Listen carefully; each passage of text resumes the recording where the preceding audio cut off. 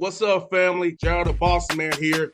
You're tuned into the Bossman Show on AM 1010, AM 1430, 1055 The King.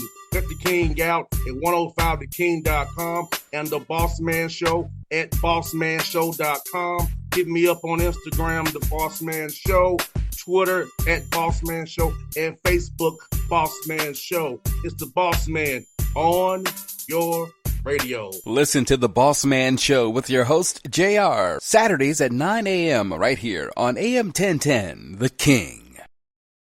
BS3 Network, changing the way you watch TV. Yes, BS3 Network, changing the way you watch TV, covering content and hot topics from A to Z, sports, music, society and culture, movie reviews, you name it, we have it. Check it out on bs3network.com or check us out on Roku, BS3 TV on Roku, as well as check out your favorite podcast on all podcast platforms or Spreaker.com/BS3 Network. You are now tuned to BS3 Network. All right, folks, back on the Bossman Show. Some of the screens, friends of the show, head coach of the Queens, my man Leonard. He got his top assistant DB with him, who I saw this weekend. Had a great time with those guys. Gee, DB, what is up, man? It's another day in paradise. I hear that, man. The royals are rising as always. Gee, the royals are rising, man. DB's out recruiting. He's in Columbia. He's Mr. South Carolina. So, man, it's a good day. I hear that, G. Now, G-Man against G-Man. Practice is kicked off. First day practice started. So how cool is it to get you guys on the court and actually have a real practice, man, and really put these things you've been doing in the spring and in the early fall to work, man? Well, the best thing for our guys when the first official practice happens, that means they're out of boot camp. So they're super excited because the last day of boot camp, they literally run sprints for about an hour and a half straight. So they're done with boot camp, and so we're getting ready. And this weekend is actually family and parents weekend, and so we're going to host about 4 recruits, and it's a great start to the year, man. It's like it's fall and basketball season's right here. No doubt. When you do your DB, you out recruiting, man. But how excited are you, man? The new year for you guys. Yeah, I'm excited. Like Coach said, the guys been running a lot. I know they're ready, to put the practice jerseys on, play against each other, and just be out of preseason. More mental than anything. So the fact that it's kind of still the same, but the fact that it's the season time, it's kind of like a breath of fresh air for the fellas, the coaches. We're ready to get to work. Season's coming right up in about 22 days or something like that. I forgot the exact day, but we're ready to get after it for sure. No doubt. And conditioning wise, you got them out running them sprints, man. The way you all the play fast. It being the Queens Royals program, how important is it for your guys to be in tip-top condition like they Olympic sprinters almost? Everyone says they want to play fast until they got to get to running. And, but it's super important. If you want to play fast, you have to be able to think while you're tired and make decisions. And our program's all about making the right decisions. But what boot camp really does is it gets them talking to each other when adversity's hitting. And the most important about that is how they handle that. And the communication from the first day of boot camp to the last day of boot camp, it is night and day different. And that's the best part about boot camp. No doubt, man. And what you want to be about, G, I know you and DB love this, rebounding. That requires quickness, being fast, first to the ball. So talk about how that boot camp mindset and getting in that adversity in shape leads to what the mindset Queens wants to be about, which is owning that glass. Well, we're going to let DB handle this one because when he got done playing at Queens, he was the second all-time leading rebounder. And I don't even know if those stats were accurate. They might have missed a couple offensive rebounds in there. But DB, go ahead. Yeah, they definitely might have missed a couple. But one of our other assistants on staff, we call him Bulldog, Adam Short. He has a saying. He says, "Are you a street dog or are you a Petco dog?" We like street dogs. We like guys that don't care. They're going to fight for the ball. We don't want guys that just want the ball to come to them. So, of course, being in shape it helps. But like I said, it's all a mindset. And I think that mentality is built in boot camp. Like this is how Queens have been operating. It's how Queens been so successful for years. We just want to, we get after it. It doesn't matter where we are, who we playing. Like, go get the ball. We like tough dudes. Toughest dudes win. No doubt. And GNDB, those little small things that fans sometimes miss, the little things.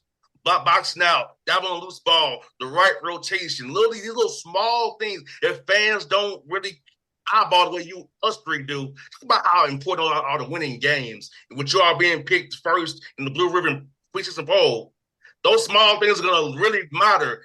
Now it's a target on your backs. People say, we got to beat Queens now.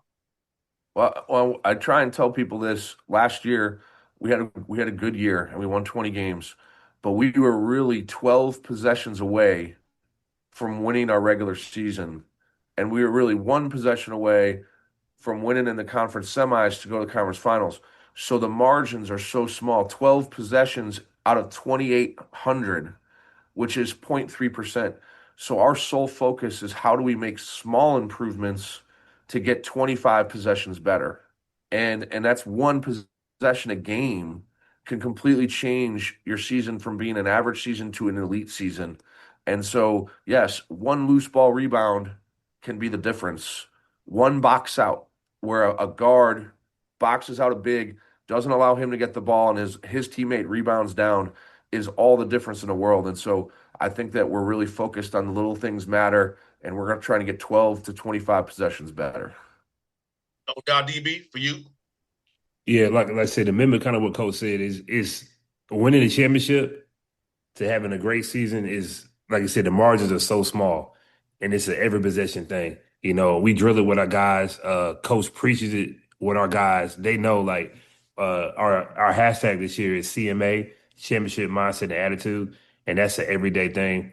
That's an every possession thing. So, like I said, the little thing like rebounding down, being unselfish enough to know you might not get the rebound, but taking the play out the play for somebody else can get it can make a difference. Like you said, from losing in the quarterfinals to actually cutting down nets in March and going to the tournament. No doubt. And G, like, I was there when y'all played Lipscomb. It was a tough night for y'all. I mean, it was a back and forth game, and on the road, a team that everybody in the conference knows Lipscomb in the A Cup. You all got the key stops to win that game, made the key plays, and talk about that game being an example and embodying what the Queen's mindset is and how you all have kept this transition. And now you're ready to go and blossom now. But seeing the hard work you all put in all over the years, what they did at that night in Nashville. Yeah, I mean, when we upset Lipscomb early in the season on the road, an embodiment of what our program's about. I think we won the offensive glass that game 18-8.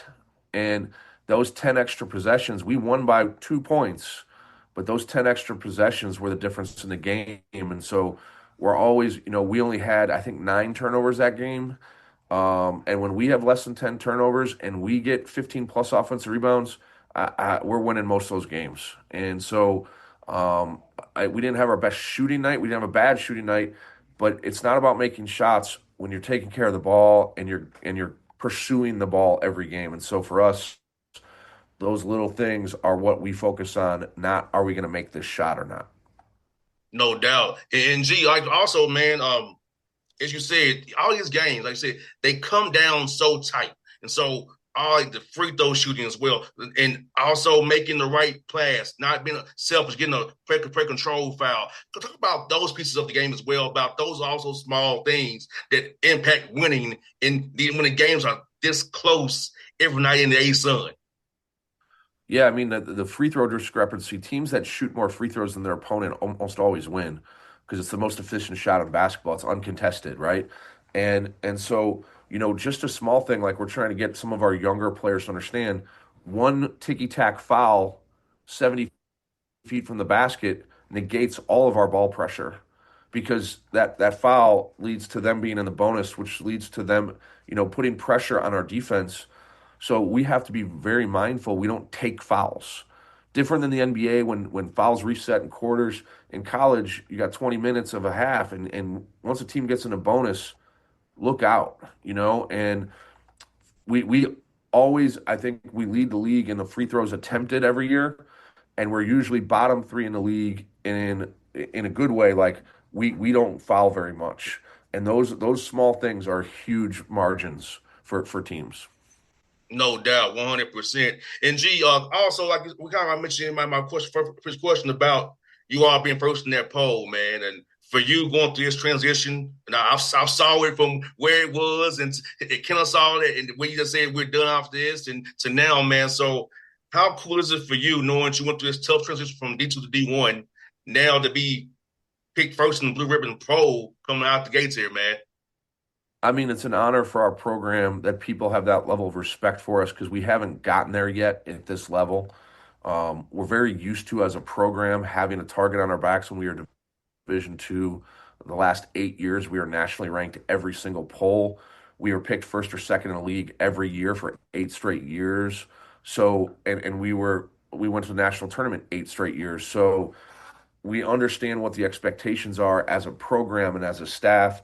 Now these players who have gone through this transition where they were fighting tooth or nail to earn their respect. Well, now they have it, but now they got to understand playing with expectations is different than like being the hunter or hunted. Okay, every team is going to be up for us now.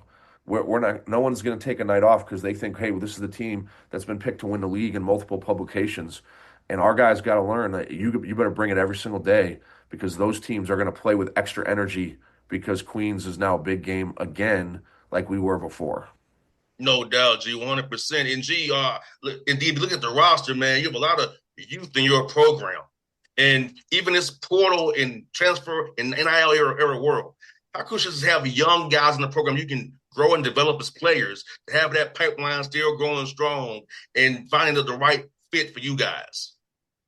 I'm gonna let DB handle this because development is a huge part of our program, and honestly, the guys the assistants, they're the ones working with those guys every day. But development's a big deal. So DB, go ahead. I would say G has a great formula for recruiting. I'm not going to give out the secret Don't, formula, don't do that. Don't do that. for the competition.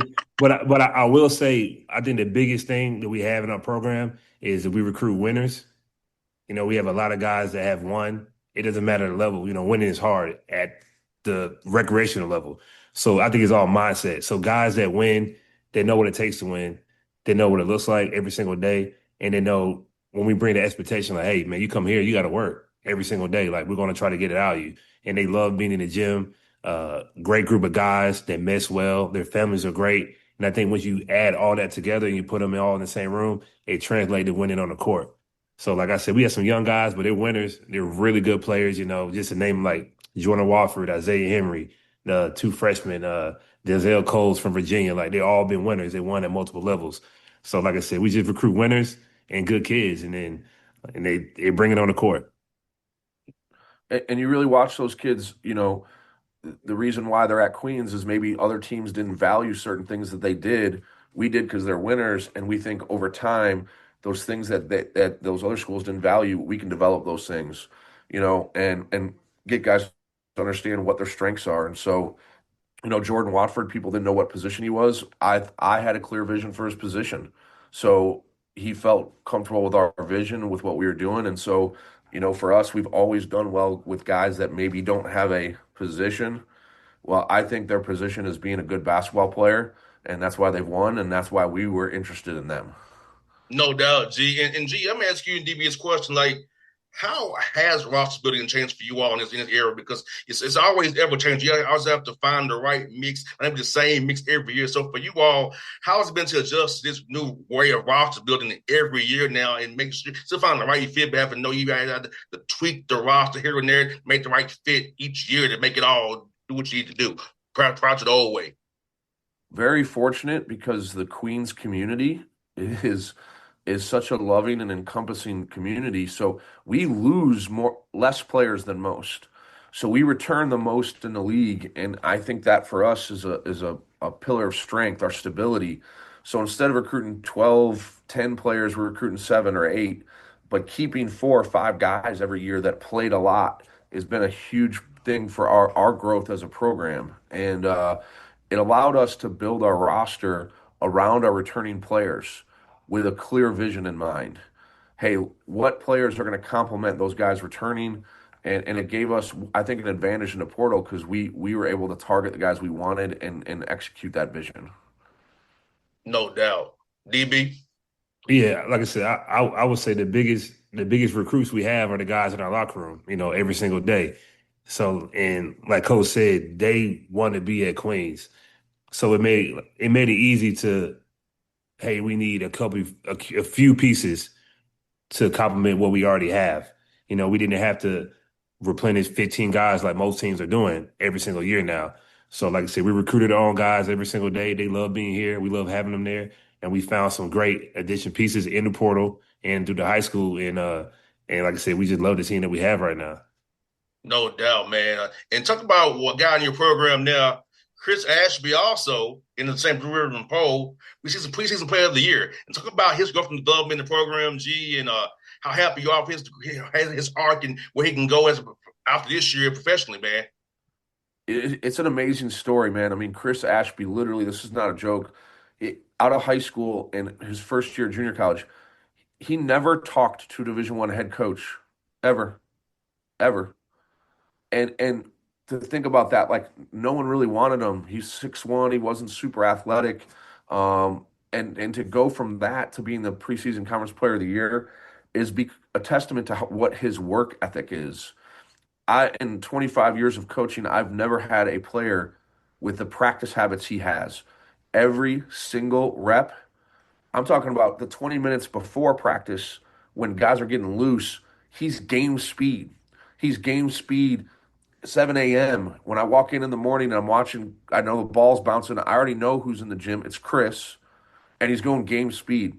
And that's how Chris goes from a guy that no one really wanted, almost like a recruiting castaway, to an all-conference player to preseason player of the year, is because of how he works and how he approaches it. I literally tell our players now, of all of our guys that are really like in our rotation, who's the shortest guy? Chris. Who's the guy with the smallest wingspan? Chris. Who's the only guy that can't dunk? Chris. Who's our best player? Chris. Who's the guy that defensively is always in the right place and is doing the right thing? Chris. Who's the guy that is constantly going the hardest? Chris. You guys all have that ability. You're just not doing it yet. Chris. So he leads by example every day. He's awesome. Everything that he's getting, awards wise, preseason, he's earned. He's earned it. It's awesome. No doubt. And G, man, like you said, man, just having somebody that is an example of how these guys should work, what to work on, how to work, what it means to be a pro at your craft. He's the example of that. And that's the NBA guys don't do what Chris Ashby's doing. I can tell you that right now. But there are some guys like that. I was just meeting with a guy who used to coach for the Hornets this morning, and he was talking about Marvin Williams. Former Marvin, my buddy. He had that work ethic. He was always the hardest worker, and that's how you become great. That's how he leads without talking. He leads by his example. We have another player, Nas Man, who also has picked up those habits, but he uses his voice more often. But I'll take 10 Chris's. We'll figure it out. No doubt. And G, man, you are the unique opening night, man, with Winthrop. At 8 a.m., man, in Rock Hill at the event center up there, man. Talk about getting that cool event playing at 8 a.m. in the morning, man.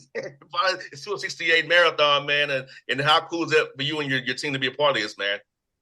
I mean, we got that opportunity to play Winthrop, who's a local rival, right? And we need to get off the schneid with them. We've lost 2 in a row to them, and we got to figure that out. But playing at 8 a.m., what it's going to do publicity-wise for our program, to play in a neutral site in a national event, to be the first game in college basketball, it shows that the respect that Queens is starting to get nationwide, though, that we'd even be invited to that event. And to play a team that, like I said, that we know and they're right down the road, they're 30 minutes away. And then we know this. We talked about this earlier, like, they get fouled more than any team in the country. We better not foul them or we're going to lose that game. No doubt, man. And look at your non-conference schedule, G. You have some great opponents here. At Wake Forest, at Arkansas, at Auburn, at Villanova. You got Duquesne. You got Sacred Heart coming to you. UNC Greensboro, Mike Jones. Who's Mike Jones? Does a good job up there. You Lynchburg as well at home, man. Gardner Well, my man Eric Martin at South Carolina State, man. So you got a heck of a non-conference. Gee, you're trying to kill yourself, man. What you doing? Well, DB, you talk a little bit about this. Think about when you were D2 and we're going to Wingate and Tusculum. Well, now we're going to Villanova, Virginia, Wake Forest, Arkansas, Auburn. Like, what does that make you feel as an alumni? Yeah, I mean, as an alum, like it's great. Like I said, I used to playing a D2 guy. We go play anybody anywhere. Literally being in. All respect to Newberry, for example, but go to Newberry, South Carolina is a little different than playing the Villanova in Philadelphia. But like I said, as an alumni, it's great. It's an awesome experience for our players to be able to play on these big stages and compete. I mean, we're going there to win the game. It's great to be there, but we're going there to win the game. But it's great for our players, to see teams on TV growing up and they're actually being in the gym and playing like at a Villanova, playing Duquesne and at Auburn, Arkansas, John Calipari, all the great players he coached. So it'll be a great experience for our players, but best believe we coming to win the game. I joked about Arkansas. They got probably the most McDonald's All-Americans, and we're going to eat some McDonald's before that game, and we're going to go strap up and try and win that game. For sure. Yes, indeed. 100%. And G, this is why I said, that's why I said, look at the scales. Like, look here. If you all go wire to wire, win the A-Sun tournament, you're gonna be put up against a team like Villanova, Arkansas, Auburn. So you're getting practice for it now. So if you win the A-Sun tournament, you get in, you get a bid against one of these teams. Your guys aren't scared. You're used to it already. We played for these guys already this season. Yeah, and again, the focus is on our systems, right? We gotta win the turnover margin. We gotta win the offensive rebound margin. Even when we're playing those games, we gotta look at those games as 10 4-minute games, and we gotta try and win each 4 minutes. And if you win 6 or 7 of those 4-minute sessions, you probably win the game. But we gotta be stuck with our systems and believe in them, and we gotta stay in the fight because those are hard games to win. And but in the end, what really matters is those A-Sun games, and those big schools are going to help us prepare when we get to the A-Sun, and it's going to be a great preparation. Yeah, And Jim asked, oh, go ahead, DB. oh yeah, yeah. Like I said, to piggyback on what Coach said, last year we went to Ole Miss and we hung with them 34, 35 minutes up until last media. Some turnovers kind of went left, but that locker room after the game, our guys believed in themselves so much. Like, hey, we on the road against a Sweet 16 SEC team, and we hung with them, and we came to conference, and we started off 5-0. And like I said, I think those games really help build our locker room, show our guys that they're really good players that can compete on a national level, and we learn what we can do, and we watch the film, and we get ready for the A-Sun. No doubt. And G, I know you had no control over this, but now you all now have a neutral site in Jacksonville now. No more campus sites. And what were your thoughts on losing that kind of uniqueness of the A-Sun tournament, playing on campus sites, man, and going on the road or having people come to you, man? And now you got one site in Jacksonville. Now, what are your thoughts on that on this change here? I was on that committee, and there's a lot of positives to both ways. But when you look at it like this, if you look at the leagues that do have a neutral site tournament, we wanted to be like those leagues, okay? And the one thing it does is it allows all 12 teams to participate in a tournament. Everyone's going, and we didn't have that before. And the travel was really difficult. We go down to Florida Gulf Coast, we win that game, we have to bus to Miami, fly to Nashville, and then play Lipscomb. That's really tough travel because you're talking about getting plane flights last minute and having multiple sites that the conference has to take over and run a tournament at. Well, now it's just at one site. All 12 teams are going to go, and every school can now have an alumni base. Hey, look, we're all going to Jacksonville at these dates. Plan your vacation, your spring breaks around this, and like let's get it going. And so it's going to take a few years to get off the ground, but I think long term it's the best thing for the A-Sun. No doubt. Last one for you, G. A lot of my people ask me, they're worried about you, man, because the Elon and merger and Queens merger. So I just want to let you tell people, whoever you need to tell them about it, because I want to give you the open floor to do that, brother. After the initial shock of it, because you don't really understand it, you realize this really comes from a position of strength. Two institutions that have a ton of like things: liberal arts education, the student experience, how we treat our students. Elon and Queens have always been very, very similar, very parallel. Well, now you've merged assets. So we've gone from two smaller institutions. When you merge both, Now we have $2 billion in assets and the ability to strengthen our student experience because of the amount of the strength of that merger and the financial strength of it. It's going to be two campuses with a chancellor basically, and that Elon is still going to have their undergraduate experience and Queens is going to have theirs. But we're going to be stronger together. And we'll have an ASUN athletic department over here at Queens, and they're going to have a CAA athletic department in Burlington. And it's going to be a really great experience for our guys. Our guys are actually really excited about it. No doubt. Well, glad you're gonna be good, brother. I was like, I was worried about you, so I'm happy you gonna be safe, brother. I'm happy you all be good to go, man. As always. But G, like I said, it's good to see you in DB this past weekend, man. We'll do it again real soon, man. I will hopefully see you in West Georgia when you play over there in Carrollton, man. You're always welcome where we're at. All Yeah, right, good to see you, man. Appreciate you having me. Yes, sir. Folks, that's my two guys, DB and Grant Leonard, the Bossman Show. Check them out, the Quince Royals. Hey, son, let's go, baby. BS3 Network. Changing the way you watch TV. Yes, BS3 Network, changing the way you watch TV, covering content and hot topics from A to Z. Sports, music, society and culture, movie reviews. You name it, we have it. Check it out on bs3network.com or check us out on Roku, BS3 TV on Roku, as well as check out your favorite podcast on all podcast platforms or Spreaker.com/BS3 Network. You are now tuned to BS3 Network. What's up, family? Jared the Bossman here. You're tuned into the Bossman Show on AM 1010, AM 1430, 1055 The King. Let the King out at 105theking.com and the Bossman Show at bossmanshow.com. Hit me up on Instagram, The Bossman Show, Twitter at Bossman Show, and Facebook, Bossman Show. It's the Bossman on your radio. Listen to The Bossman Show with your host, JR, Saturdays at 9 a.m. right here on AM 1010, The King.